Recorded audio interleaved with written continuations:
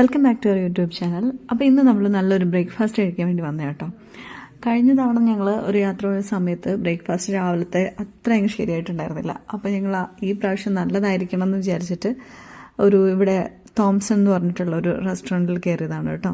നമ്മൾ ഏതൊരു യാത്രയിലും ഫുഡ് ശരിയായിട്ടില്ലെങ്കിൽ ആ യാത്രയെ കൊള്ളാവുമല്ലോ. അപ്പോൾ ഞങ്ങൾ ഹെവി ആയിട്ടൊന്നുമില്ല, ഒരുപാട് വെറൈറ്റി ഒന്നും പിടിക്കാതെ നോർമൽ ഫുഡുകൾ അങ്ങനെയാണ് കേട്ടോ എപ്പോഴും കഴിക്കാറ്.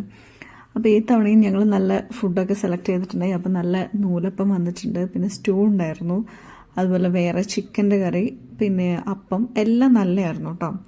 എല്ലാം അതുപോലെ എഗ് റോസ്റ്റും നല്ല സൂപ്പറായിരുന്നു.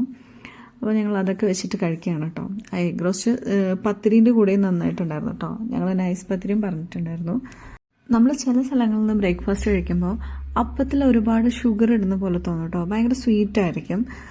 എനിക്കും അങ്ങനെ സ്വീറ്റായിട്ടുള്ള അപ്പം വലിയ ഇഷ്ടമല്ല കേട്ടോ. കുറച്ചൊരു നോർമൽ ടൈപ്പ്, ഒരു പുളിയൊക്കെ ഉള്ള ആ ഒരു ടൈപ്പിലാണ് ഇഷ്ടം. അപ്പോൾ ചില ആൾക്കാർ അങ്ങനെ ചെയ്യുമ്പോൾ നമുക്ക് വേറെ കറീൻ്റെ കൂടെയൊക്കെ കഴിക്കുമ്പോൾ ഒരു ഭയങ്കര സ്വീറ്റായിട്ട് ഫീൽ ചെയ്യും കേട്ടോ. അപ്പോൾ ഇത്തവണ നമ്മൾ കഴിച്ചതിൽ നല്ലതായിരുന്നു കേട്ടോ. നമ്മൾ നോർമൽ വീട്ടിലൊക്കെ ഉണ്ടാക്കുന്ന പോലത്തെ നല്ല അപ്പമായിരുന്നു കേട്ടോ.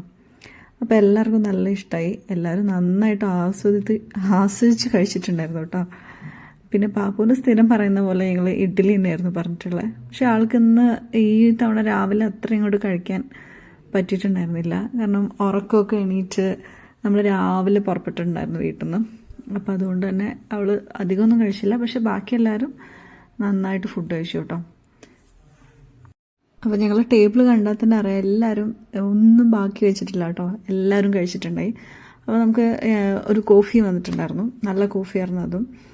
അപ്പോൾ എല്ലാവരും നന്നായിട്ട് ഭക്ഷണമൊക്കെ കഴിച്ച് നമ്മൾ യാത്ര വീണ്ടും സ്റ്റാർട്ട് ചെയ്തു കേട്ടോ. പിന്നെ അതേപോലെ ഈ റെസ്റ്റോറൻറ്റ് അവർ ചെയ്തിട്ടുള്ളത് നല്ല ഭംഗിയുണ്ട് കേട്ടോ. അവർ ആ ഇൻറ്റീരിയറും അതുപോലെ അതിൻ്റെ ഉള്ളിലൊക്കെ നന്നായിട്ട് ഓരോ ഡിസൈനൊക്കെ നല്ല ഭംഗിയുണ്ടായിരുന്നു. പിന്നെ അതുപോലെ നമുക്കൊരു റെസ്റ്റോറൻറ്റിൽ കയറി കഴിഞ്ഞാൽ നല്ല സ്പേസ് ഉണ്ട് കേട്ടോ. നല്ലൊരു വിശാലതയിൽ ഭയങ്കര ഒരു പീസ്ഫുള്ളായിട്ടുള്ളൊരു ഏരിയ തന്നെയാണ് കേട്ടോ. ആ ഒരു സമയത്ത് ഒരുപാട് റഷൊന്നും ആയിരുന്നില്ല, എന്നാലും നല്ല നീറ്റായിട്ടുള്ള അവർ മെയിൻറ്റെയിൻ ചെയ്തതൊക്കെ കാണാൻ നല്ല ഭംഗിയുണ്ട്. അതുപോലെ നല്ലൊരു ഗ്രീനറി ആയിരുന്നു. പുറത്തൊക്കെ ഒരുപാട് മരങ്ങളും ഒരു പച്ചപ്പൊക്കെ ഉള്ള നല്ലൊരു ഫീൽ ഉള്ളൊരു റെസ്റ്റോറൻ്റ് ആയിരുന്നു കേട്ടോ. നമുക്ക് ഇങ്ങനെയൊക്കെ പുറത്ത് പോകുമ്പോൾ ഇങ്ങനെ കാണുമ്പോൾ നല്ല ഭംഗിയാണല്ലോ. നല്ല നല്ല ഏരിയ ഉണ്ട് കേട്ടോ. ഒരുപാട് പേർക്ക് ഇരിക്കാനുള്ള സ്പേസ് ഒക്കെ ഉണ്ട് പുറത്ത്. ഇത് തൃശ്ശൂർ ടൗണിൽ തന്നെയാണ് കേട്ടോ.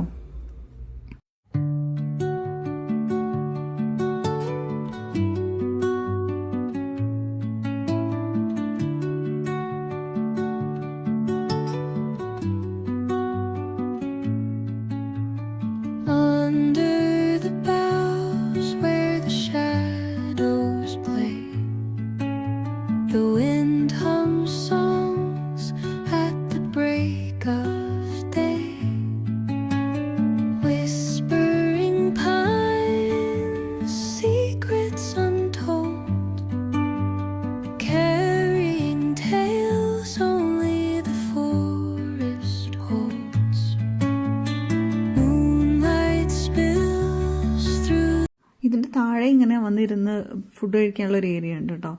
ചിലപ്പോൾ ഇവിടെ പാർട്ടിയോ അങ്ങനെയൊക്കെയുള്ള സമയത്ത് ചെയ്യുന്നതായിരിക്കും.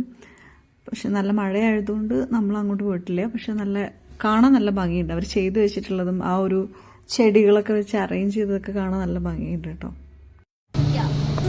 അതെ, ഇവിടെ നല്ല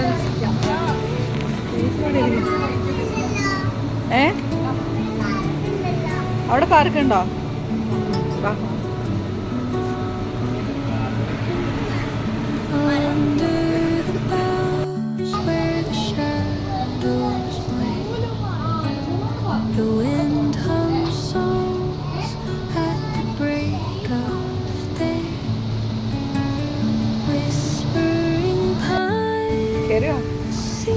മഴയില്ല.